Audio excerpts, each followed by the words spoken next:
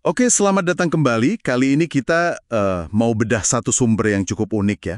Bukunya judulnya 99 Strategi Negosiasi, penulisnya David Rosen.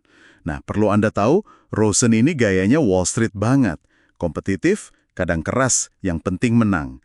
Jadi, kita nggak akan bahas semua 99 strategi ya, tapi fokus ke satu taktik spesifik yang sering banget muncul. Gimana caranya menghadapi ancaman dari target negosiasi Anda? Itu loh, kalau mereka bilang mau pergi ke tempat lain. Yuk, langsung aja kita bongkar strategi nomor 67 ini. Judulnya, abaikan ancaman target untuk menjual atau pergi ke tempat lain. Intinya gini, kalau Anda lagi negosiasi ya, entah jual atau beli, terus lawan bicara bilang, wah kalau harga segini saya mending ke yang lain, atau gampang cari yang lain kok. Nah, menurut Rosen, respon terbaik itu seringkali ya, cuekin aja, abaikan ancaman itu. Contoh klasiknya ini sering banget kejadian kayaknya ya. Agen properti bilang, ayo cepetan Pak, Bu, ini ada pembeli lain udah siap nih kalau Anda lama. Iya. Itu familiar sekali ya, taktik buat bikin panik kan? Betul, tekanan waktu palsu. Nah, yang menarik tuh, kenapa kok mengabaikan ancaman itu malah bisa works gitu, bisa efektif? Kata Rosen, seringnya itu cuma gertakan, bluffing istilahnya. Tujuannya ya psikologis aja, bikin Anda cemas, terdesak. Akhirnya ya udah deh setuju aja sama maunya mereka. Tapi kalau kita tenang, kita abaikan, itu kayak ngasih sinyal, saya nggak gampang ditekan loh, saya nggak takut deal ini batal.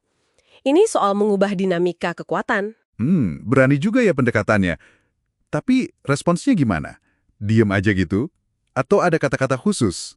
Nggak, diam aja. Rosen sarankan respons yang terukur, tapi intinya menunjukkan kita nggak gentar. Bisa bilang, oh gitu ya, ya silakan aja kalau memang ada yang lebih bagus, semoga sukses ya dapat harga segitu.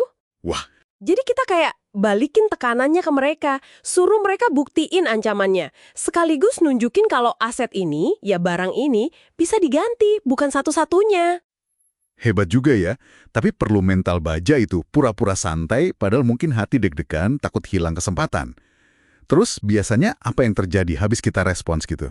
Nah, ini dia bagian paling serunya menurut Rosen. Seringkali pembeli hantu atau penjual hantu yang disebut-sebut tadi itu nguap gitu aja. Nggak ada buktinya, gertakannya kebongkar. Oh iya, Dan yang lebih penting, biasanya nggak lama kemudian, pihak lawan tuh kontak lagi, dan nadanya seringkali lebih lunak.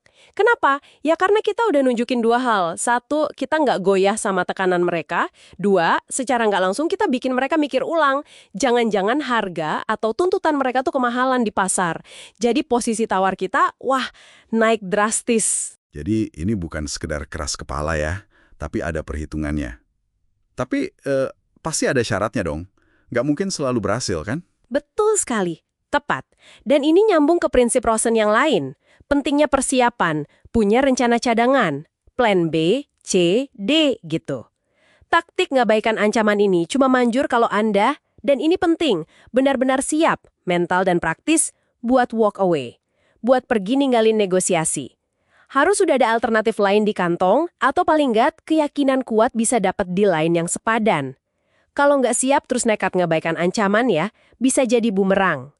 Jadi ini bukan nekat, tapi kekuatan terukur hasil persiapan matang.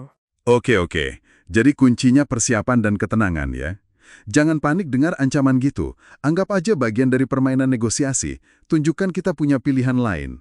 Pendekatan yang sangat kalkulatif ya. Oke, mari kita simpulkan sedikit. Jadi, menghadapi ancaman saya pergi ke tempat lain itu, kalau kita respon dengan tenang, malah siap mundur, itu justru bisa membalikan keadaan, menguatkan posisi tawar kita. Ini inti dari negosiasi kompetitif ala Rosen. Fokus ke hasil akhir.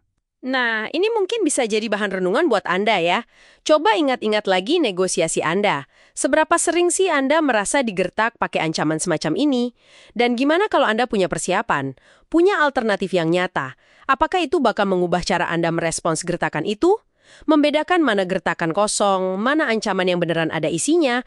Wah, itu mungkin seni tersendiri ya dalam negosiasi. Perlu diasah terus.